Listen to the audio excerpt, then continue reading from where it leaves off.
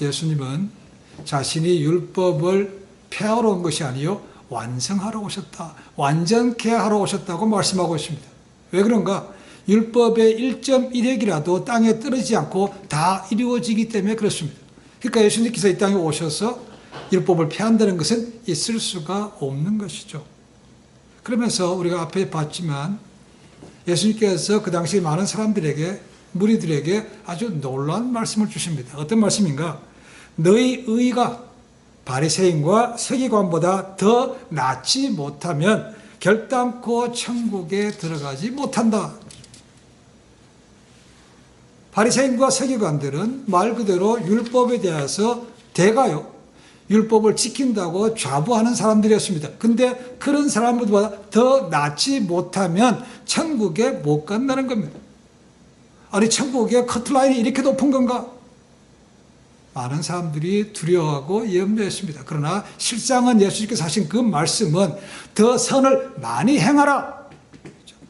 율법을 더 많이 행하라는 것이 아니고 율법을 깊이 순종하라는 의미입니다. 외적으로 지켰다기보다는 내적인 깨끗함이 더 중요하다는 것입니다. 그들이 내세우고 있는 율법을 지키는 중보다는 믿음, 예수 그리스도를 믿음으로 얻는 것이죠. 그러니까 행함이 아니고 믿음으로 얻는 것이라는 것입니다. 이것을 주님께서 말씀하신 거죠. 그러니까 예수를 믿고 거듭나지 못하면 아무리 외적으로 선한 일을 했다고 할지라도 결코 천국에 들어가지 못하는 것은 당연합니다. 그 놀랍고도 충격적인 말씀을 하신 다음 예수님께서는 자신이 율법의 완성자가 된다는 것을 6가지 대조를 통해서 다시 한번 그들에게 깨우쳐 주십니다. 6개 단락이 나옵니다. 이 6개 구절은 약간의 차이는 있지만 거의 같은 말로 시작합니다. 뭐라고 시작하는가? 옛사람에게 말한 바 무엇을 하였다는 것은 너희가 들었으나 나는 너에게 이르노니라는 것입니다.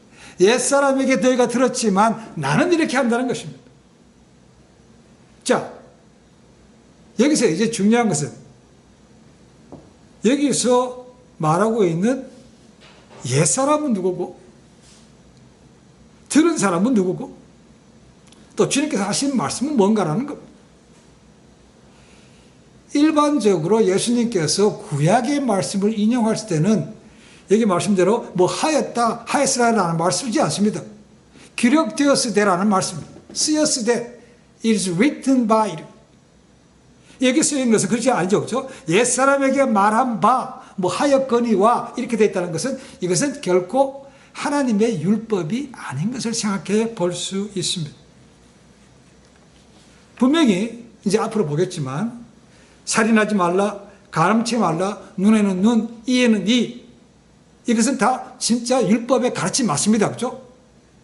그러나 그 뒤에 붙어있는 수식어들은 아닙니다. 뭡니까? 내 이웃을 사랑하고 내 원수를 미워하라. 이것은 전혀 하나님께 주신 율법이 아닙니다. 그렇죠? 그러니까 구약에 하나님께서 주셨던 말씀이라고 해서 모두가 다 하나님이 주신 것이 아니라는 것을 다시 한번 생각해 볼 수 있습니다. 그렇기 때문에 예수님께서는 너희가 듣고 알고 있는 것, 율법이라고 생각하는 것 아닐 수 있다.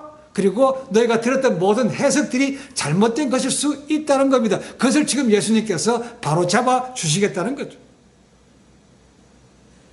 지금까지 한 번도 사람들은 그런 놀라운 가르침을 들은 적이 없습니다. 괜히 그렇게 따졌다가는 잘못하면 출교당할 수 있습니다. 그렇게 질문하는 사람도 없습니다. 그렇게 새롭게 가르침 주는 사람도 없죠. 그러니까 예수님을 따라다니면서 그 말씀을 들었던 사람들은 와, 이런 가르침이네라고 놀랄 수밖에 없는 거죠. 자, 예수님은 얘기하십니다. 첫 번째 나오는 것이 이 살인에 관한 것입니다. 10계명 가운데 6번째가 살인하지 말라는 것입니다. 근데 여기 뭐라고 되어 있는가? 옛사람에게 말한 바라고 되어 있습니다. 옛사람에게 말한 바. 여기서 말한 옛사람은 누군가라는 것입니다. 여기서 말한 옛사람은 모세가 율법을 하나님께로 받을 때 같이 있었던 그 시대의 사람들을 말하고 있습니다. 그러면 누가 그 옛사람들에게 말했겠습니까? 하나님께서 직접 말했겠습니까? 아닙니다. 그것은 모세가 준 것입니다. 자, 너희가 모세로부터 이런 말을 들었지만 나는 너에게 말한다는 것입니다. 그 말을 기억하셔야 됩니다. 그렇죠? 예수님께서 하나님 주신 말씀에 정면으로 반박하는 게 아닙니다. 모세가 하나님께 들은 말씀을 또 모세가 사람들이 전해줬고 그 말씀을 너희가 들었지만 나는 이렇게 한다라고 예수님께서 말씀하고 있다는 겁니다. 대조하고 있습니다. 나중에 보겠지만 이혼에 관한 31절 말씀 나옵니다. 또 일렀으되 누구든지 아내를 버리거든 이혼 증서를 줄 것이라 하였으나 하나님께서 이혼 증서를 주라 이혼하라는 말씀하셨습니까? 절대로 없습니다. 이것은 누가 있는가? 모세가 한 말이죠. 그러니까 너희가 정확하게 이것이 정말로 하나님께로부터 온 것인가?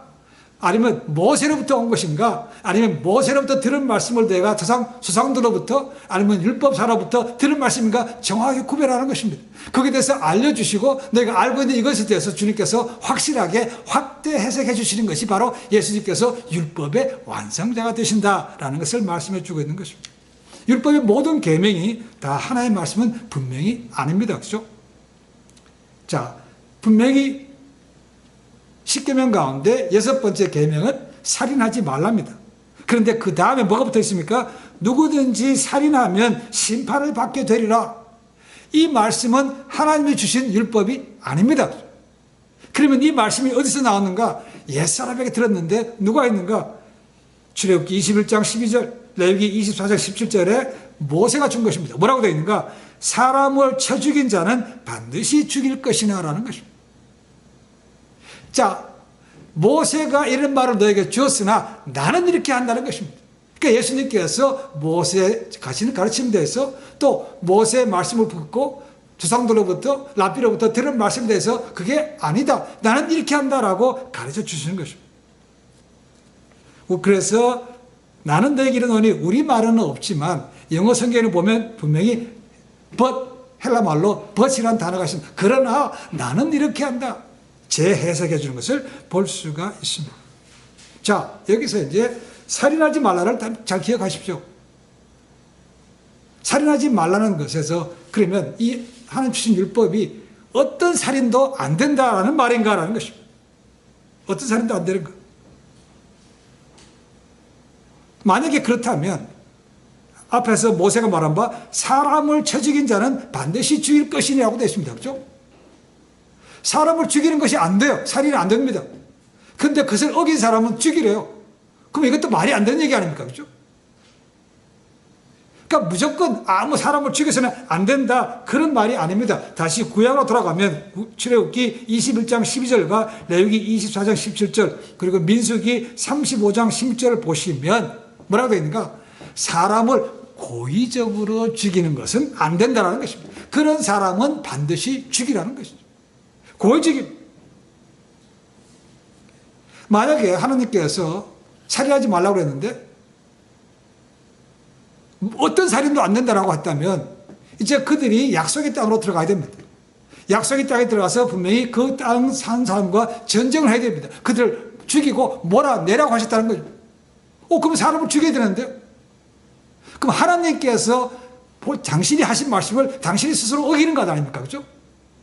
그게 말이 안 된다는 거죠. 또 한 예로 사무엘상 15장 3절에 보시면 아말렉과의 전쟁을 앞둔 사울 왕에게 사무엘 선지자가 이런 말씀을 전합니다. 지금 가서 아말렉을 쳐서 그들의 모든 소유를 남기지 말고 진멸하되 남녀와 소아와 젖먹는 아이와 우양과 약대와 나귀를 죽이라 하셨나이다 라고 되어 있습니다. 전쟁하면 당연히 사람을 죽일 수밖에 없죠. 그죠? 근데 하나님께서는 그들뿐만 아니고 군사들뿐만 아니고 짐승이라든가 심지어 어린애까지 죽이라고 되어 있다는 겁니다. 아니 하나님은 살인하지 말라고 되어 있는데 아니 군인뿐만 아니고 애들까지도 죽이지 말라니 죽이라니 이게 뭐 안 맞는 소리입니까? 라는 거죠. 그러니까 하나님께서 살인하지 말라는 것은 분명히 다른 의도가 있다는 것을 우리가 미루어 짐작해 볼 수 있습니다. 그러니까 살인하지 말라는 경우에는 어떤 경우에도 죽이지면 안 된다. 그런 것이 아니고 거기는 하나님께서 마땅히 해야 될 전쟁이라는 것이 있고 전쟁을 통해서 마땅히 죽여야 될 사람이 있는 것이고 해야만 되는 살인이라는 것이 있다는 겁니다. 그래서 바로 이런 해석의, 살인하지 말라는 이 해석의 차이 때문에 오늘날에 사형제도를 폐지해야 되나 말아야 되나 그런 논쟁이 지금도 이어지고 있는 것입니다. 사람의 목숨은 중요한 거죠. 그 분명히 맞습니다. 그러니까 사람의 목숨을 함부로 쉽게 죽이거나 하는 것은 쉬운 문제가 아닙니다. 그럼 오늘날에도 사람을 쉽게 고의적으로 자기 이익을 위해서 죽이는 사람들이 있는 거죠. 그런 사람들을 어떻게 처리할 것인가라는 거죠. 고귀한 생명을 자기 이익을 위해서 아니면 어쩌면 어떤 사람들은 심심풀이로 죽이는 사람들이 있다는 것이죠. 그런 사람들 그냥 내버려 둬야 됩니까? 라는 거죠. 그래서 사형제도라는 것은 간단한 문제가 아닙니다. 그렇죠? 무조건 살려줘야 된다. 그런 평화주의자도 아닙니다. 하나님께서 내가 어떤 죽임도 안 되고 그냥 평화롭게 지내라. 그렇게 주신 말씀은 분명히 아니라는 것입니다. 고의적인 살인과 고의적이지 않은 살인을 구별해야 되고 그리고 고의적으로 사람을 죽인 경우에는 절대로 그냥 그것은 안 된다. 라고 말하고 있는 겁니다. 구약에도 보시면 하나님께서 사람을 실수로 죽일 수 있는 경우가 있다는 거죠. 자기가 전혀 고의가 없어요.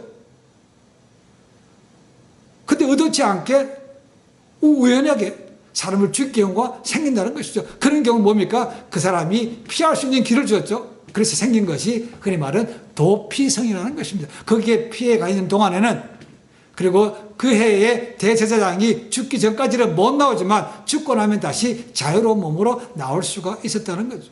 그래서 살인하지 말라가 어떤 경우든 죽이면 안 된다라는 그런 의미로 해석하지 말아야 된다는 것입니다. 창세기 9장 6절에 이런 말씀이 있습니다. 무릇 사람의 피를 흘리면 사람이 그 피를 흘릴 것이니 이는 하나님이 자기 형상대로 사람을 지었습니다. 하나님의 형상대로 지음받았기 때문에 그 사람을 쉽게 죽이는 것은 용서받을 수 없는 거죠. 그 사람은 죽일 수 있다는 것. 자, 이 살인하지 말라는 것에 대해서 우리가 분명히 알아들을 것은 이 살인한다는 동사입니다. 이 동사가 히브리 말에 두 가지가 있습니다. 살인하다는 말이 두 가지 있습니다. 하나는 라짜흐라는 것이고 또 하나는 하라그라는 것입니다. 하라그. 자, 그러면 이 라짜라는 건 뭐냐? 계획적이고 의도적으로 사람을 죽이는 것을 말하는 거예요. 반면에 하라그는 정당방위의 살인, 그리고 전쟁터에서 적군을 죽이는, 그리고 일반적인 모든 사람이 죽는 것을 갖다가 얘기하고 있습니다. 그렇다면 10계명에서 살인하지 말라 라고 하나님께 말씀하신 그 계명에 쓰인 동사가 뭐겠습니까? 라짜겠습니까? 하라그겠습니까? 네, 당연히 라짜입니다. 의도적이고 계획적인 살인은 안 된다는 것입니다. 그런 사람은 반드시 죽이라고 하나님께서 말씀하고 있는 것입니다. 출애굽기 21장 16절에 이런 말씀이 있습니다. 사람을 납치한 자가 그 사람을 팔았든지 자기 수하에 두었든지 그를 반드시 죽일지니라. 출애굽기 22장 18, 19절에 이런 말씀입니다. 너는 무당을 살려두지 말라. 짐승과 행음하는 자는 반드시 죽일지니라. 그러니까 아무 살인도 안 된다는 말이 아니고 죽여야 될 마땅한 그런 합당한 이유가 있는 사람들은 죽여야 된다는 것입니다. 그럼 헬라어는 어떻습니까? 헬라어에도 의도적이고 계획적인 살인이라는 단어가 있습니다. 포네우라는 단어입니다. 포네우. 자, 이 포네우라는 단어를 갖다가 영어로 번역할 때 이제 문제가 생깁니다. 어떤 문제가 생기는가? 그 영어 번역에 영어로 할 때 두 가지입니다. kill 아니면 murder입니다. 이 포네오라는 단어는 kill, 일반적인 살인이 아니고 murder, 의도적으로 계획적으로 사람을 죽이는, 살인하는 것을 얘기하고 있다는 겁니다. 그런 것은 안 되는 것이죠. 그러니까 이것을 영어로 잘못해서 kill인 것보다 그런 의미가 아니고 영어 번역도 제대로 돼야 되는 것이 맞는 거죠. 하나님은 모든 살인을 금하지 않았습니다. 성경은 결코 맹목적인 평화주의를 옹호하지도 않습니다. 다르게 하면 정당방위로 살인을 할 수 있다는 것입니다. 출애굽기 22장 2절에 이런 말씀도 있습니다. 도둑이 뚫고 들어오는 것을 보고 그를 쳐 죽이면 피 흘린 죄가 없다라고 되어 있습니다. 정당방위라는 것. 정당. 그 도둑이 들어와서 자기를 해친다는 것이죠. 그러니까 그런 거에 대해서 그냥 가만히 있다가 자기가 죽지 말고 거기서 얼마든지 적극적으로 대항해서 죽일 수 있으면 죽일 수 있다는 것입니다. 그래서 랍비들은 이렇게 가르쳤습니다. 누군가 너를 죽이려고 찾아오면 내가 먼저 그를 죽이라 라고 했다. 그럼 오늘날도 총기 사건에 정당방위가 있습니다. 총 들고 집에 들어와서 소득차린 자들에게 정당방위로 쏴 죽이는 것은 괜찮습니다. 그렇죠?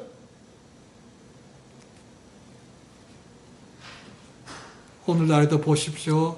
다툼으로 인해서 살인하는 경우도 있습니다. 그렇죠? 한국에서 가끔 나오죠. 중간소음이란 아파트에서 살면서 아래 위층 간에 중간소음 때문에 싸우고 죽이는 경우도 생깁니다. 그런 경우에 참 이것이 정당방위냐 과잉이냐 내가 먼저 있지만 어찌가나 그런 정당한 살인이 있을 수 있다는 것을 얘기하고 있습니다. 예수님은 이 6번째 살인하지 말라는 계명을 단지 사람을 의도적으로 죽이는 것에만 국한되지 않고 좀 더 넓게 해석하는 것을 우리가 볼 수 있습니다.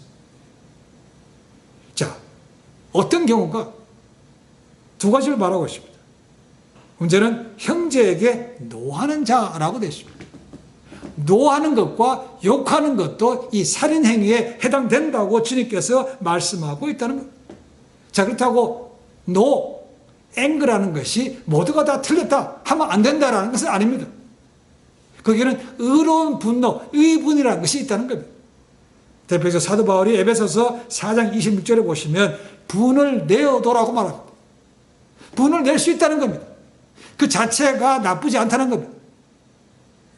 근데 그 다음에 뭐냐면 그것이 죄가 되어서는 안 된다고 말하고 있습니다. 분을 내는데 어떻게 죄가 되는 경우가 뭡니까? 그게 뭐냐면 그 분이 다음 날로 넘어가면 안 된다는 겁니다. 그 분을 그 하루로 사귀고 그 다음날 연장시켜서 가면 안 된다는 것입니다. 왜 그렇습니까? 그래서 계속 품고 있다 보면 그 사람 마음속에 증오와 심지어는 더 나아가서 죽이고 싶은 마음까지 생기기 때문에 그렇습니다. 그렇게 되면 죄가 된다는 것이죠. 그래서 분을 내되 죄는 범하지 말라고 얘기하고 있는 것이 바로 그런 이유입니다. 그래서 종교개혁자 마틴 루터는 의분을 이렇게 얘기합니다. 어느 누구도 악하게 되기를 바라지 않으며 사람에게는 호의적이나 죄는 적대시하는 사랑의 분노다라고 했습니다. 죄는 미워하되 사람은 미워하지 말라는 겁니다. 이것이 의분이라는 겁니다. 주님께서 말씀하셨던 노라는 것은 의롭지 못한 분노로 인해서 교만과 허영심과 미움과 악의와 복수에서 비롯되는 것을 말하고 있습니다. 이 노도 살인까지 갈 수 있기 때문에 안 된다는 거죠. 두 번째는 뭡니까? 욕도 안 된다는 거죠. 욕. 그럼 욕은 뭔가? 22절 뒷부분에 나오죠. 그죠? 형제에 대해서 라가라고 한다. 라가. 이 라가는 아람 말입니다. 우리말로 얘기하면 머리가 텅 빈, 어리석은, 멍청한 그런 뜻입니다. 영어에도 다양한 단어가 쓰여 있습니다. 그러니까 우리말로 쉽게 얘기하면 똘대가리라는 것입니다. 또 하나는 뭐라고 했습니까? 형제에 대해서 라가 말고 미련한 놈이라고 부르는 것도 안 된다는 겁니다. 자, 미련하다라는 것도 앞에 있는 라가와 거의 비슷한 단어라고 볼 수 있습니다. 근데 굳이 라가와 미련함을 구별한다면 이 라가는 지적 수준이 낮은 것을 얘기하고 있고 미련하다는 것은 인격적으로 매우 천박한 것을 얘기하고 있습니다. 어쨌거나 상대방에 대해서 비하하는 그런 말이죠. 그렇죠? 이런 것도 살인 범죄에 들어간다. 주님께서 확대 해석하시고 있다는 겁니다. 많은 사람들은 그런 것을 심각하게 생각하지 않죠. 그죠? 에이, 그렇게 욕하고 뭐 그렇게 빈정대는 말이 무슨 살인까지 갑니까? 라고 생각한다는 것이죠. 그러니까 이것이 잘 지켜지지 않는 겁니다. 근데 놀랍게도 사도 요한은 그의 편지에서 이렇게 말하고 있습니다. 요한일서 3장 15절에 이렇게 말합니다. 그 형제를 미워하는 자마다 살인하는 자다라고 되어 있다는 겁니다. 이게 주님께서 하신 말씀과 똑같은 얘기입니다. 그렇죠? 미워하는 것이 곧 살인하는 거라고 되어 있다는 겁니다. 왜 분노라든가 욕이 살인이라는 것과 그런 죄와 비슷하게 여겨지는가? 결국은 욕하고 하는 것이 마음의 증오로 나가서 그것이 가만히 있는 것이 아니고 계속 자란다는 것입니다. 그래서 결국은 그 사람이 잘못되기를 바라고 해하기를 바라는 그런까지 간다는 것이죠. 그러니까 그와 같은 것은 시장적으로는 아무런 문제가 되지 않습니다. 그렇죠? 그러나 주님께서 보시는 하나님 나라의 법에는 그것도 살인죄에 적용될 수 있다고 주님께서 말씀하고 있다는 거죠. 이것이 주님께서 말씀하거든 내가 율법의 완성자다. 한 번도 그런 가르침을 랍비들은 준 적이 없습니다. 그렇죠? 근데 주님은 그렇게 더 나아가서 분노라든가 욕하는 것에 대해서 살인죄와 버금간다 라고 말씀하고 있다는 것입니다. 그리고 형제에 대해서 나가라고 하고 형제에 대해서 미련한 자라고 하는 사람은 어디 간다고 얘기합니까? 지옥불에 던져지는 형벌을 받는다고 말합니다. 지옥. 여기서 지옥불이 나오는데 여기 지옥이라는 단어가 말로 게헨나라는 단어입니다. 이 게헨나라는 단어는 게힌놈에서 나왔습니다. 게힌놈. 이 게힌놈은 뭔가 흰놈의 골짜기라는 것입니다. 구약에 보시면 흰놈의 골짜기가 있습니다. 예루살렘 성이 있는 주변은 북쪽은 높은 산이었기 때문에 막혔고 자연적으로 동쪽과 남쪽과 서쪽에는 적들이 잘 쳐들어오지 못하게 깊은 구렁들이 있습니다. 굴곡이 있습니다. 이 남쪽에 있는 골짜기가 바로 이 흰놈의 골짜기입니다. 이 구약을 보시면 이 흰놈의 골짜기는요, 이방신이었던 몰렉의 제사드렸던 그런 것을 본받아가지고 사람을 산제물로 드린 곳이 바로 이 흰놈의 골짜기입니다. 하나님께서 그것을 금지하셨습니다. 그리고 나중에 요시야 왕 때 그것을 완전히 없애버리게 됩니다. 그러니까 거기서 사람을 인신매매로 들어지 못하게 되니까 사람들이 각종 쓰레기를 갖다 버렸고 사람의 사체도 갖다 버렸고 동물이 죽이면 그 시체도 갖다 버렸다는 것입니다. 그리고 태웠어요. 그러니까 항상 그곳에는 아주 좋지 않은 냄새가 나고 항상 연기가 올라갔다는 것입니다. 그러니까 사람들이 그것을 보면서 지옥이 저런 걸 싣고 있어 라고 했다는 것이죠. 그래서 게헨놈이란다 해서 게헨나라는 것이 나왔다는 거예요. 지옥. 자, 지옥불이 어디에 있습니까? 당연히 지옥에 있죠. 그러니까 형제에 대해서 나가라고 말하고 형제에 대해서 노하면서 미련한 자라고 욕하는 자들은 지옥불에 간다는 것은 천국에 못 들어간다는 겁니다. 아주 심각한 얘기죠. 예수님은 이것이 분노하고 욕하는 것이 살인자와 같은 그런 위험한 것 때문에 이것을 미루지 말고 속히 해결하라고 말하면서 두 가지 비유를 말하고 있습니다. 하나는 예배를 드리러 가는 경우고 또 하나는 법정으로 가는 경우에 두 가지 비유를 들고 있습니다. 23절부터 26절을 요즘 우리말로 바꾸면 이렇게 해석할 수 있습니다. 잘 들어보십시오. 혹시 당신이 교회에 예배를 드리다가 갑자기 당신의 형제가 당신에게 불만을 품고 있다는 것을 기억하거든 즉시 교회에서 나와 그 일부터 해결하십시오. 예배가 끝날 때까지 기다리지 마십시오. 당신의 형제를 찾아 용서를 구하십시오. 먼저 가서 당신의 형제와 화목한 다음 하나님께 와서 예배를 드리십시오. 그 다음에는 당신에게 갚지 않은 빚이 있고 채권자가 돈을 돌려받기 위해 당신을 법정으로 데려가면 빨리 그 사람과 타협하십시오. 법정에 서기 전에 문제를 해결하십시오. 그렇지 않고 법정에 이르게 되면 너무 늦을 것입니다. 그렇게 되면 당신은 경찰관에게 넘겨져 감옥에 들어갈 것이며 빚을 완전히 갚기 전에는 결코 감옥에서 나오지 못할 것입니다. 라고 말합니다. 둘 다 서로 다른 것을 묘사하고 있습니다. 그렇죠? 하나는 교회에 가는 것이고 하나는 법정에 가는 것입니다. 하나는 형제와 관계되는 것이고 하나는 원수와 관계되는 것입니다. 그러나 두 경우 다 뭡니까? 자기 자신에게 누군가 불만을 가진 사람이 있다는 것입니다. 누군가 화해하지 못하는 것이 있다는 것입니다. 그러니까 이런 문제가 생기면 즉각 해결하십시오. 즉각적으로 화해하십시오라는 것입니다. 그런데 별로 심각하게 생각하지 않죠. 그렇죠? 그러니까 흘려버리니까 지날수록 이 관계가 더 심각해지는 것입니다. 죄로 여기지 않습니다. 그렇죠? 그리고 별로 양심의 가책도 느끼지 않아요. 오히려 자신은 전혀 잘못이 없다고 쉽게 자신을 합리하는 것도 있습니다. 때로는 우리가 말하다 보면 오히려 생긴 것이 있습니다. 그렇죠? 오히려 그냥 내버려두면 풀어집니까? 풀어지지 않습니다. 근데 때로는 자기가 하지 않았습니다. 그렇죠?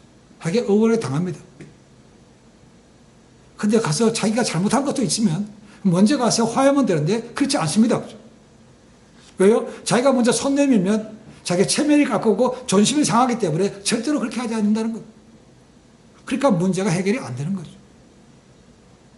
그리고 많은 사람들이 관계 어려움에 대해서 뭡니까? 착각하는 것이 있습니다. 뭐냐면 자기는 가해자가 아니고 늘 피해자라는 거예요. 나는 억울하게 당했다는 것입니다. 나는 준 것이 없어요. 자기는. 한 번도 안 했다는 거예요. 그러니까 그런 생각을 가지고 있으니까 먼저 손을 내밀지도 못하고 기다리면서 두고 보자고 마음속에 점점 증오가 쌓여가니까 관계가 더 해결되지 않는 거죠. 어떤 경우에는 안 보면 그만이지 뭐. 그렇습니다. 그걸 피합니다. 언젠가 안 만납니까? 보게 되죠. 그죠? 이게 관계가 해결하는 거죠. 더군다나 그것을 해결하지 않으면 계속해서 마음에 불편한 마음이 있으면 좋지 않은 방향으로 나갑니다. 그죠? 보복하고자 하는 마음의 심리가 생깁니다. 미움이 그래 되는 거죠.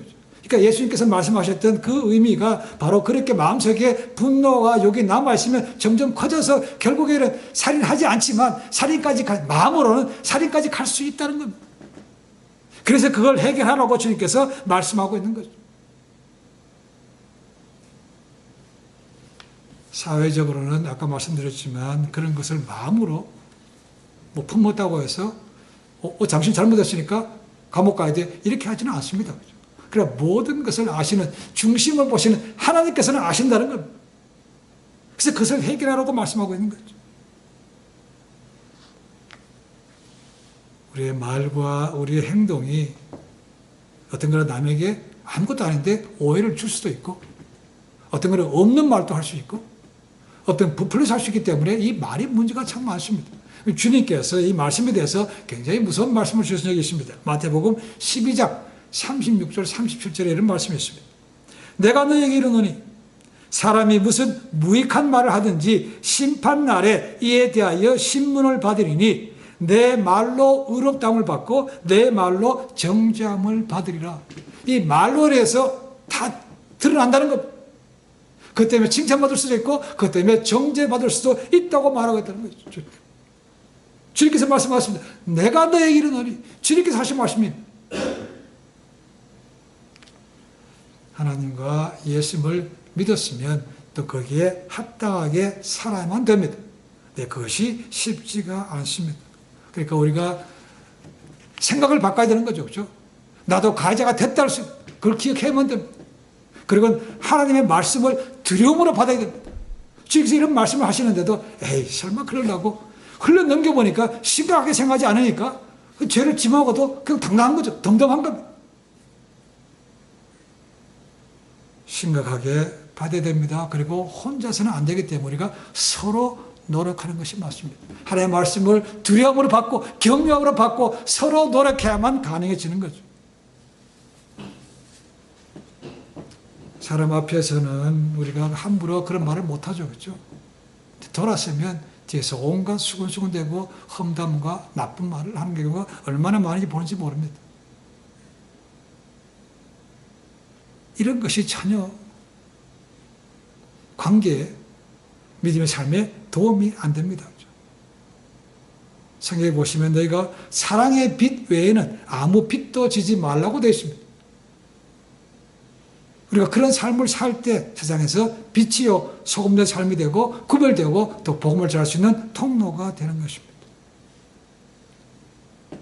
세 번째로는 생각할 수 있는 것은 우리 힘만으로 참 어렵습니다. 그래서 기도하면서 성령의 도우심을 구해야만 됩니다. 가장 먼저 중요한 것은 뭡니까? 내가 마음의 상처를 너무 많이 받았어. 우선은 그 사람을 미워하지 않게까지 나가는 게 중요합니다. 그래, 너는 그랬지. 그치만 나는 용서한다. 이런 마음부터 시작하는 게 맞습니다. 사실 그런 마음도 쉽지 않습니다. 더 이상 미워하지 않아야 된다는 것이죠.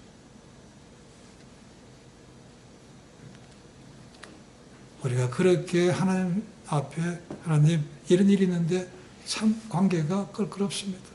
마음이 편치가 않습니다. 도와주십시오라고 하면 우선 미워하는 마음부터 사그러지게 하시고 또 나아가서 다른 길도 주십니다.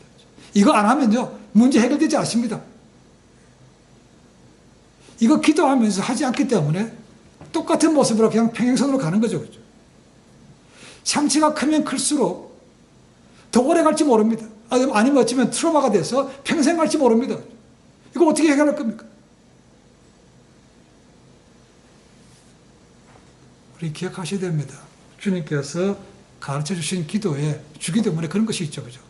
우리가 우리에게 지어진 죄를 사해 준 것처럼 우리를 사해 주옵시고라는 말이 있습니다. 우리가 지은 죄에 대해서 하나님 이런 죄를 지었습니다. 용서없으라고 말하는데 그 전에 뭐라고 했다고요? 그렇게 용서를 받으려면 너도 너에게 지어진 사람에게 먼저 용서하라고 했다는 것이죠. 그것이 주기도문에 나와 있습니다. 근데 우리는 내 죄는 용서받기를 원하면서 다른 사람의 죄는 용서받기를 원하지 않습니다. 그러니까 안 해요. 그러니까 문제가 해결되지 않는 겁니다. 여러분 이거 해결하지 않으면요 결국은 자기가 손해입니다. 왜 내가 저 손해입니까? 마음이 편치가 않거든요. 내 신앙이 막힙니다. 성장이 안 돼요. 생각해 보십시오. 뭐 하려고 그러면 집중도 안 돼요. 그리고 그 상대방의 얼굴이 떠오른다는 거죠. 그 사람이 기억나요. 그러니까 내 삶의 주인이 하나님이 아니고 그 사람이에요. 그러니까 신앙생활이 잘 될 수가 없는 거죠. 영적으로 침체해 들어갑니다. 스트레스밖에 없습니다. 그렇죠?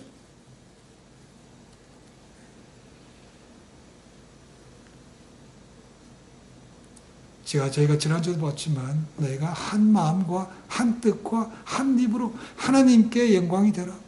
공동체의 덕이 되라. 이것이 생각하기를 바랍니다.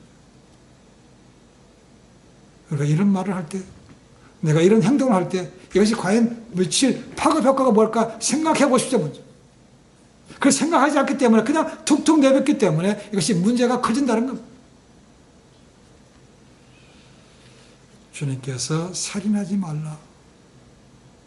이 말씀을 확대하셔서 사람을 실제로 고의적으로 죽이지 않았지만 형제에 대해서 비아냥거리고 빈말하고 욕하는 것도 분노하는 것도 그게 버금가는 것이다 라는 말씀을 다시 한번 마음에 깊이 새길 수 있길 바랍니다. 애들이 부르는 찬양 가운데 그런 것이 있죠. 미움, 다툼, 시기, 질투 버리고 이런 말이 있습니다. 그런 찬양이 있습니다. 아름다운 마음들이 모여 사는 데는 그런 것을 버린다는 거죠. 우리 속사람이 뭐 선을 많이 했다 뭐 했다 그 중요한 것이 아니고 우리 속사람부터 먼저 깨끗하게 되는 것이 그것이 바리새인과 서기관의 의보다 나은 것입니다. 그렇죠? 외적인 모습이 아닙니다. 위선적인 모습이 아닙니다. 그렇죠? 우리 내면입니다. 오늘 이후로 하나님 앞에서 살인을 범하지 않기 위해 사람들을 사랑하고 덕이 되는 말과 행동을 하실 뿐만 아니고 사람 사이를 화목하게 하는 다리를 놓는 담을 허무는 그런 평화의 사람으로 쓰임받기를 주님의 간절히 축원해 드립니다. 기도하겠습니다.